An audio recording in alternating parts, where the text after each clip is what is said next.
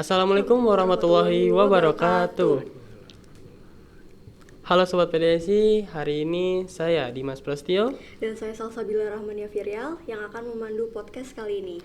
Nah, hari ini podcast akan membawa tema peluang kerja sekaligus mata kuliah pada jurusan Prodi Perpustakaan dan Sains Informasi.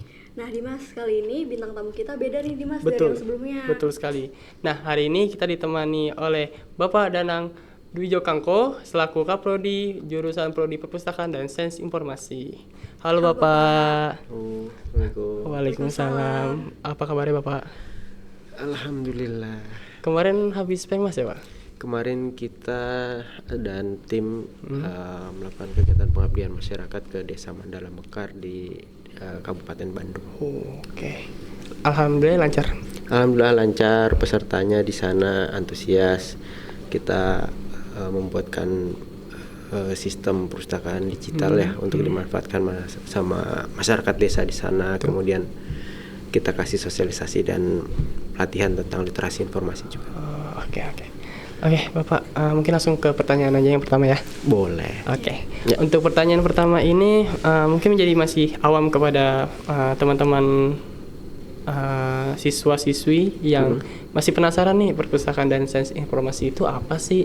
Karena Dimas sendiri pernah mempresentasikan tentang perpustakaan dan sains informasi ke teman-teman siswa-siswi di SMA 15 Jakarta Utara. Masih pada penasaran apa sih jurusan tersebut dan mereka di jurusan tersebut tuh ada apa aja? Belajar apa aja sih Pak gitu? Oh oke. Ya untuk ini pertanyaannya simple tapi ini jawabannya agak rumit nih karena perlu panjang. Sebenarnya kita akan mempelajari itu di pengantar ilmu perpustakaan, ya pengantar ilmu perpustakaan, informasi dan kearsipan ya di semester 1. Kalau membahas sebuah ilmu sendiri nanti kita akan ke falsafat ilmu ya, ada masih ingat nggak, ada ontologi, kemudian epistemologi sama aksiologi. Ya. Sebenarnya kalau nama prodi kita itu kan perpustakaan dan sains informasi ya, itu kita berdasarkan nomenklatur yang pernah dikeluarkan oleh Kemendikti ya waktu itu ya, Kemenristek Dikti. Jadi kita pakai nomenklatur itu. Namun sebenarnya itu diambil dari library, kalau bahasa Inggrisnya Library and Information Science ya. Jadi sebenarnya nanti kita akan bahas ya terkait dengan sejarah dan falsafat perpustakaan dan informasinya itu. Ya, jadi ada, kalau ilmu perpustakaan dan informasi sendiri mudahnya ini kita akan di sini akan mempelajari hal-hal terkait dengan informasi sebagai kontennya. Kemudian kalau di perpustakaan itu nanti ada buku sebagai kontainernya. Jadi ada konten, ada kontainer. Kemudian kalau di arsip berarti kan informasi itu kontainernya ada di lembaran arsip gitu. Nah, mempelajari tentang konten dan kontainernya inilah yang akan dibahas dalam nanti mata kuliah tersebut gitu. Nah selanjutnya kita tuh pengen tahu Pak, ilmu perpustakaan tuh cakupan pelajarannya tuh seperti apa sih Pak? Ya, kalau masing-masing universitas yang menyelenggarakan program studi ini nanti pasti akan punya diferensiasi dan akan punya kekhasannya masing-masing.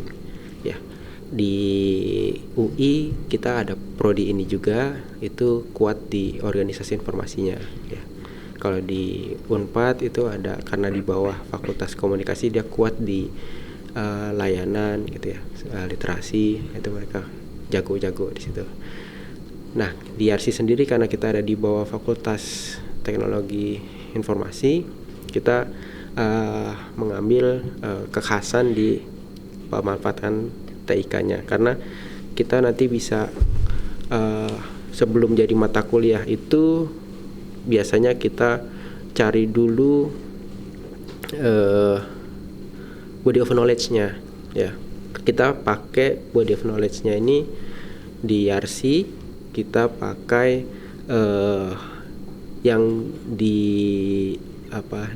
dari IFLA ya. Dari IFLA itu ada BOK-nya itu, body of knowledge-nya itu antara lain ada organisasi informasinya, kemudian ada literasi and learning, kemudian ada teknologi, information communication, kemudian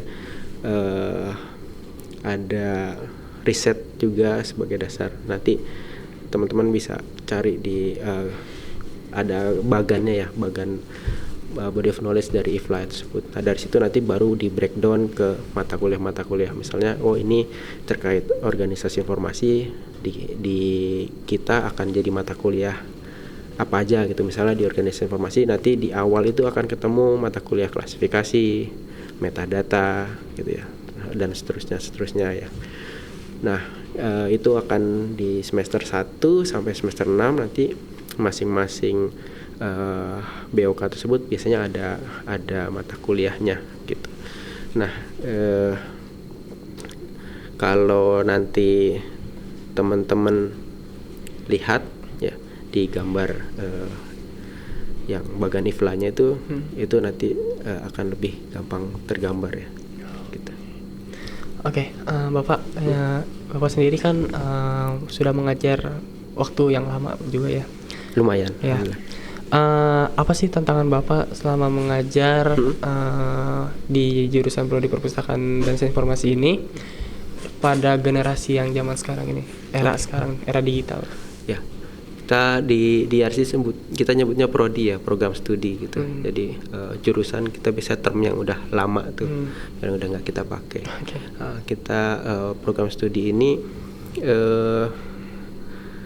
tantangannya ya. Yeah.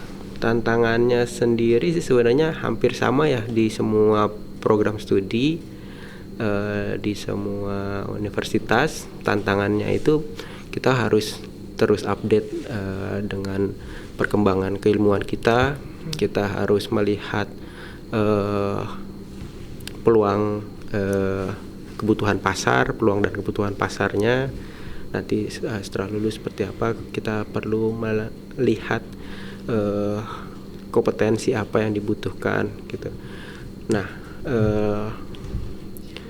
dalam merancang itu sendiri itu udah jadi suatu tantangan karena di prodi kita perkembangan keilmuannya itu cepat banget, lagi dinamis banget gitu. Jadi untuk mengejar ini aja sudah lumayan ya. Belum lagi nanti setiap mata kuliah kan harus di delivering ya, supaya target mata kuliah ini nanti mahasiswa harus bisa melakukan atau dapat memiliki kompetensi apa gitu. Nah, itu sudah kita breakdown juga. Jadi prodi di buku kurikulumnya nanti teman-teman kalau yang penasaran bisa lihat ke website kita ya di RC, kemudian nanti dipilih di prodi kita itu informasi terkait apa aja sih ya mata kuliahnya apa saja lengkapnya ya. Kemudian itu buku kurikulumnya juga bahkan bisa di-download. Nah, itu teman-teman dari situ bisa mendapatkan gambaran yang lumayan. Jadi nanti pas masuk pun juga sudah benar-benar nggak buta sekali gitu ya. Okay. Nah, kalau delivering ke mahasiswa yang sekarang ini kan memang yang kalian masih masuk ke Gen Z berarti ya? Iya, benar. Belum Gen Alpha ya? Betul. Nah, ini kan juga masing-masing generasi ini kan punya ciri-ciri atau keunikan masing-masing gitu kan. Nah, itu tuh mempelajari itu pun agak sesuatu yang menantang buat dosen. Kita harus mempelajari itu, kemudian kita harus tahu tips and triknya dan segala macam. Jadi dari keilmuannya sudah berat, kemudian dari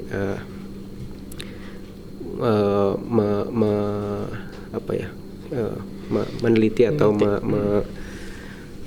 mencari cara untuk mengajarnya itu juga nanti ada tantangan sendiri. Kayak dulu kan mungkin di angkatan saya dan dosen-dosen kalian mungkin kena hukuman yang berupa fisik itu mungkin dulu biasa gitu. Cuman kalau yang sekarang kena hukuman fisik itu suatu yang diharamkan gitu ya. Dosen guru itu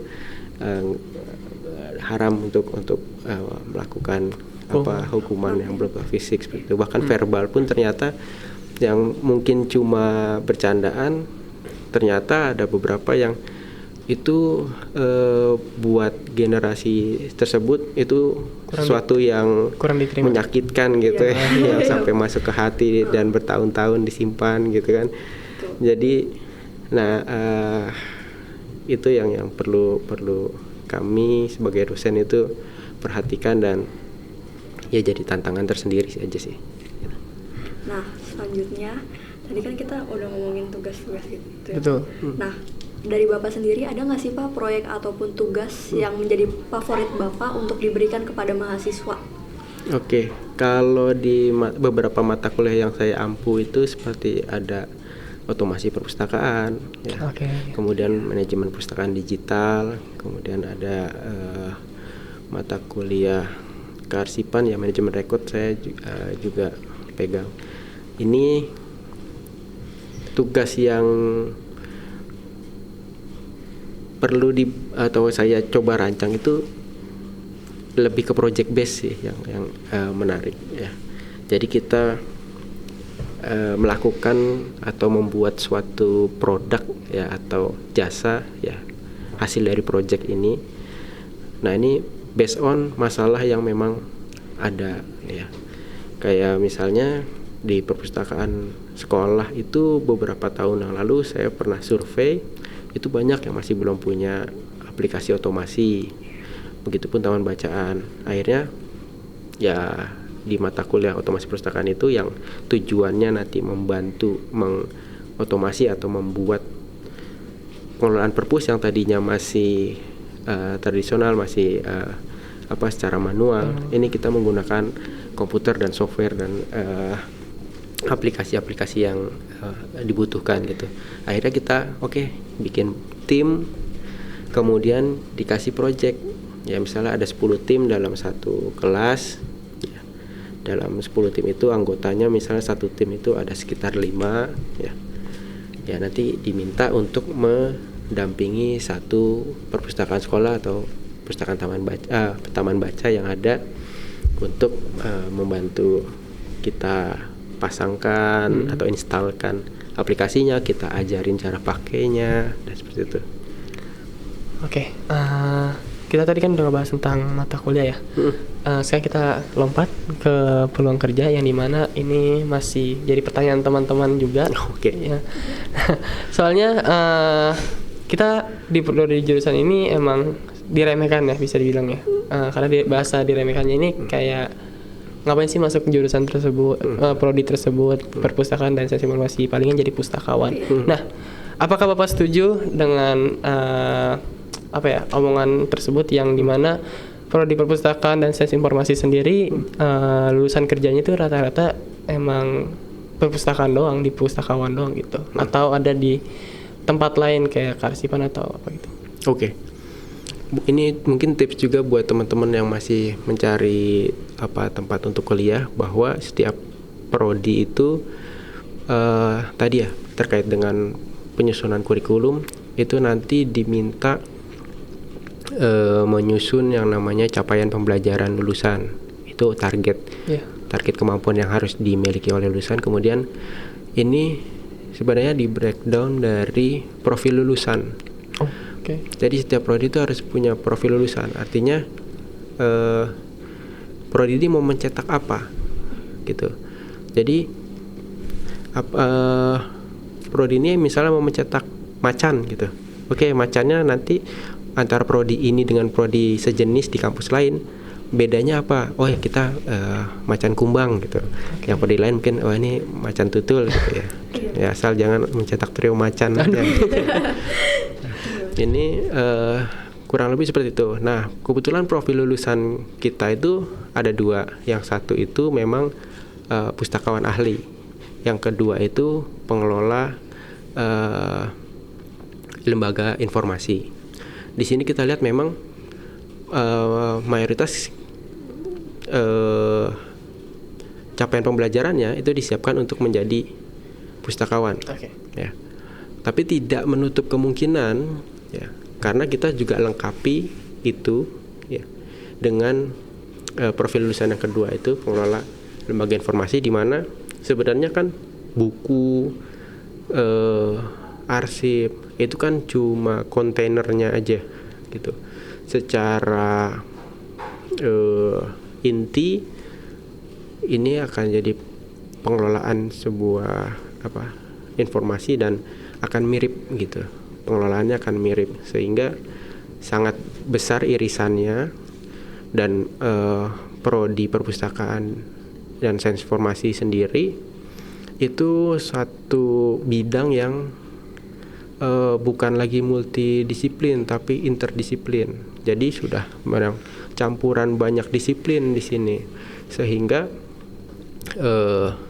kalau dikatakan mayoritas akan jadi pustakawan, ya iya, ya, tapi tidak menutup kemungkinan di bidang lain. Ya, di bidang lain ini salah satunya tadi pengelola arsip atau record officer, kemudian juga bahkan ada lulusan kita juga kan yang di luar itu, misalnya karena dia tertarik di bidang TI, ada lulusan kita yang memang bekerja sebagai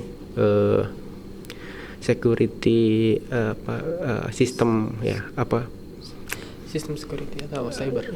Ya, cyber security. Ya, cyber security. Jadi dia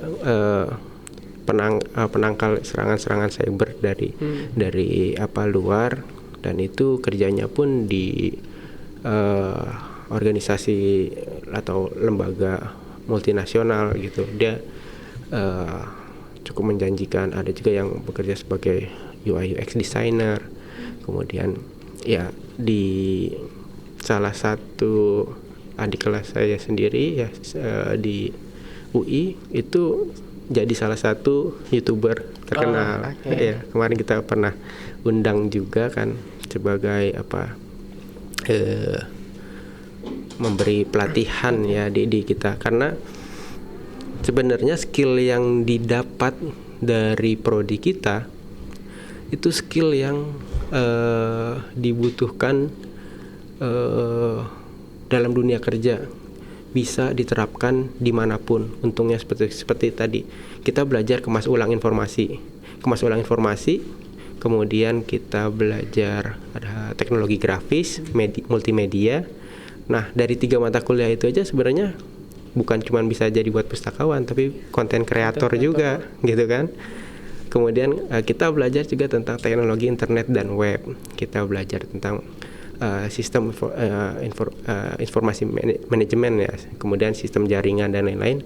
Dari mata kuliah itu aja kan bukan buat pustakawan aja, tapi kalau memang mau fokus ke ke dunia IT itu kepakai gitu. Jadi bidang kita tuh mempelajari hal-hal yang memang dibutuhkan tadi karena interdisiplin, dan pada akhirnya mau kerja apa insya Allah kepake ilmunya gitu. Ya, gitu. Nah, tadi kan Bapak udah ceritain tuh kalau misalkan perpustakaan tuh bisa nyerempet-nyerempet dikit lah ya. Iya, berbagai bidang. Iya, berbagai bidang. Nah, ada nggak sih Pak cerita pribadi Bapak ataupun teman-teman dekat Bapak yang sesama lulusan prodi itu ternyata kerjanya tuh nggak sesuai sama perpustakaan tersebut? Iya. Ya, seperti tadi yang saya ceritakan ya, ada Ridwan Hanif, blogger otomotif. Sebenarnya kan kalau bilang otomotif ya jauh banget ya. Tapi karena hobinya otomotif dulu, kemudian di mix dengan pelajaran yang didapat di prodi ya. Waktu di UI dulu kita juga pelajari kemas ulang dan lain-lain. Akhirnya bisa awalnya dia kan bikin blog ya, bikin auto Netmax itu, kemudian jadi YouTube dan segala macam. Nah, itu intinya kayak kemudian alumni kita ya, lupa saya namanya itu, itu juga ada yang akhirnya fokus di bidang IT ya. Ada beberapa yang di bidang IT, sehingga yang penting kalian ada hobi apa ya, hobi apa, kemudian di mix dengan mata kuliah yang ada. Nah itu akan bisa jadi suatu peluang kerja tersendiri. Kan memang ke depan itu kita nggak tahu 5 tahun mendatang nih ada pekerjaan baru apa yang muncul. Iya ya. sih, benar. Zaman saya dulu nggak ada pikiran YouTuber gitu. Ya, tapi sekarang anak kecil kalau ditanya mau jadi apa? Ada pasti kesebut YouTuber gitu kan. Influencer gitu. Iya, dulu di zaman saya nggak ada. Nah, sama seperti itu. Yang penting yang kita pelajari itu adalah ilmu yang bisa memang dibutuhkan ya, life skill ya, sehingga bisa masuk kemana aja kalau kita bahkan kerja di luar bidang perpustakaan itu sendiri gitu. Berarti prodi ini fleksibel banget ya Pak, dan Fleksibel. mengikuti perkembangan zaman. Ya. Wow, keren juga ya. Kita Iya. nggak salah jurusan nih. Betul nih, Mas. Karena banyak pengajaran yang di luar, nah di luar apa ya bisa? Di luar, Di luar lingkup kita. Iya, di luar pikiran kita Cuman juga. ternyata bisa disambungin sama Betul. pekerjaan lainnya. Gitu. Oke, Bapak. Untuk yang selanjutnya itu harapan Bapak nih kepada generasi selanjutnya, apalagi yang mungkin mahasiswa baru yang akan mendatang.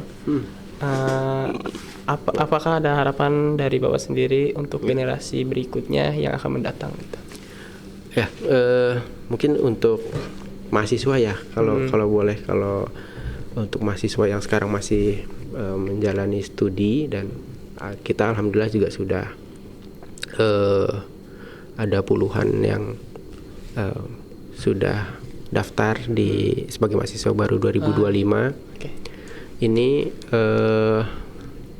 yang pertama sih harapannya tentu kalian yang akan melanjutkan ini ya, melanjutkan keilmuan di bidang ini gitu. Jadi mau belajar di bidang apapun, jadilah yang terbaik gitu ya. Karena kalau kita jadi yang terbaik, maka nanti insya Allah kesuksesan itu akan ngikut gitu ya.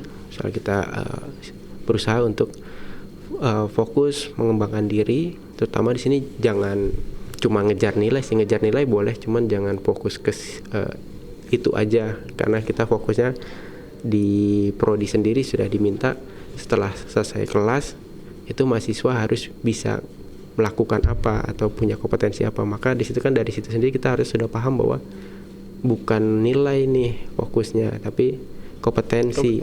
Maka kembangin kompetensi. Kalau sudah mahasiswa ini sudah semester 4 misalnya, kita harus cek, misalnya sudah semester 4 sudah punya kompetensi apa ya yang nanti dibutuhkan di dunia kerja gitu. Kalau misalnya IP-nya 4 gitu, tapi ternyata jawab pertanyaan tadi belum bisa kita jawab dengan baik atau dengan yakin, maka pasti ada yang salah dalam fokus kita gitu. Maka teman-teman dengan kondisi ekonomi yang makin dinamis ya saat ini, ada gig ekonomi yang dimana perusahaan lebih cenderung untuk tidak mengambil pegawai tetap ya. Itu sebenarnya kan ada peluang di balik itu. Maka sebenarnya kalian sebagai mahasiswa bisa dong ikutan ya, jadi bagian atau bekerja di bidang itu tanpa harus nunggu lulus gitu. Oh iya, betul. Karena di balik kesulitan pasti ada kemudahan, sehingga nanti teman-teman bangun portofolio selama masih kuliah. Setelah lulus kuliah, teman-teman bisa lebih mantap lah untuk ini. Jadi jangan cuma fokus di pembelajaran penting, tapi di luar itu juga teman-teman harus ada tambahan ya. Misalnya saya hobi dengan fotografi, maka ya seriusin di situ, sambil nanti di mix dengan bidang kita, nanti bisa ambil project-project atau tadi yang di gig ekonomi itu kan mereka lebih nyari yang freelance. Ada apa yang bisa kita sambil kuliah sambil ambil kesempatan itu gitu. Oke, wah. Kita sebagai apa ya, masih awam-awam dengan dunia apa ya, perpustakaan ya. Iya, jadi kayak kita sering sama Bapak jadi banyak hal yang kita belum tahu jadi tahu gitu. Betul. Wah, beruntung banget jadi host hari ini ya. Wah, oke.